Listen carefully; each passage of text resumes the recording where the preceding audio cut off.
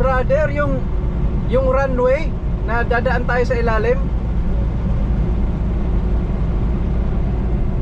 Runway ng Atlanta Airport, di ba? May parang tunnel, may bridge.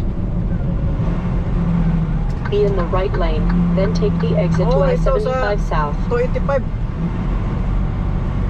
Di 285, yung parang bridge pero runway siya. Na yung dito sa 285, nandiyan yung mga eroplano ng Atlanta International Airport.